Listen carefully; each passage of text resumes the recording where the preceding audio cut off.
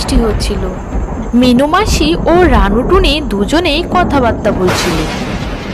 মিনু মাসি, জঙ্গলে 3 দিন ধরে লাগাতার বৃষ্টি হচ্ছে।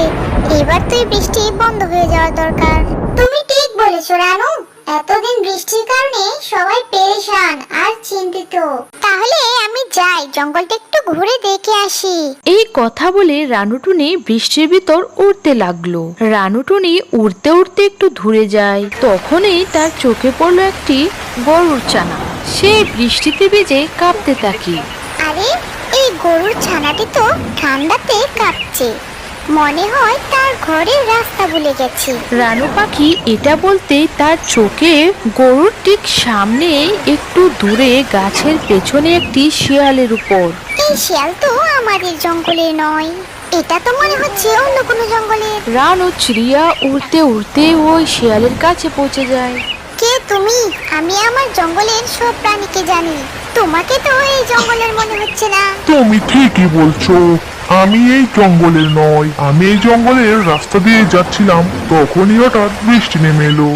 যখন বৃষ্টি বন্ধ হয়ে যাবে তখন আমি এখান থেকে চলে যাব। ঠিক আছে। এটুকু বলে রানু চিড়িয়া ওই গরুর কাছে যায়। তুমি এখানে কি করছো? তোমার মা কোথায় আর তোমার নাম কি? আমার নাম গোলু।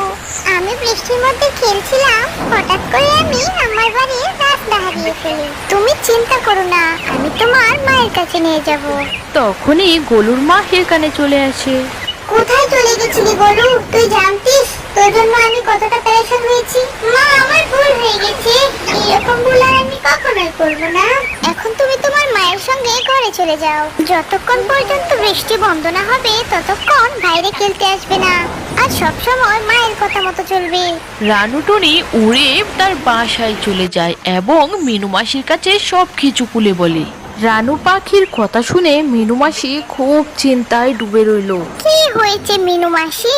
আপনি এত চিন্তা কিসের করছেন? ওই শিয়ালটা ওই মাসুম গরুটাকে কোনো লোকসান তো করতে চায়নি, ওর উপর নজর রাখতে হবে। পরদিন সকালে বৃষ্টি থেমে যায়। রানু টুনি রোদের উষ্ণতায় বসে তার শরীরটিকে একটু তাপ দিচ্ছিল। তখনই সেখানে মনুটুনি চলে আসে এবং বলতে থাকে, রানু, তুমি এখানে বসে আছো আর ওইদিকে বেচারা বাছুরের মা বাছুরকে না পেয়ে ফুপিয়ে ফুপিয়ে কান্না করতে করতে মরলো। তার বাছুর নাকি হারিয়ে গেছে। আরে কি বলছো, চলো তো দেখি।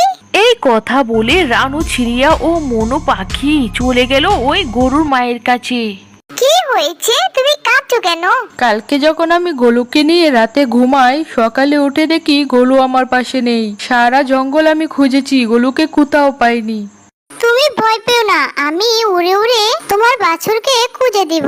রানু চিড়িয়া এই বলে গোলুকে খুঁজতে লাগলো। খুঁজতে খুঁজতে হঠাৎ তার চোখ পড়ল ওই শিয়ালের উপর। সে একটি গুহার কাছে বসেছিল। তুমি তো বলেছিলে বৃষ্টি শেষ হওয়ার পরে তুমি এখান থেকে চলে যাবে। হ্যাঁ হ্যাঁ, যাব। যখনই আমার মন চাইবে তখনই আমি যাব। আর তুমি যেইভাবে বলছো মনে হচ্ছে তুমি এই জঙ্গলের রাজা, তোমারই শুধু এই জঙ্গলের উপর অধিকার আছে। রানু চিড়িয়া মনে মনে বলল, ওই শিয়ালের উপর তো আমার কিছু কিছু সন্দেহ হচ্ছে। জঙ্গলের রাজা সিংহকে জানাতে হবে। রানু চিড়িয়া এইসব বলে সিংহর গুহায় চলে যায়। সব ঘটনা সিংহকে খুলে বলে। তারপর সিংহ রাগ হয়ে বলল, তার মানে তুমি সব সময় মিথ্যে কথা বলো। ওই শিয়ালটা গোলুকে বের করে আমার সামনে নিয়ে এসেছে, আর তুমি বলছো ওই শিয়ালটাই গোলুকে খেয়ে ফেলেছে।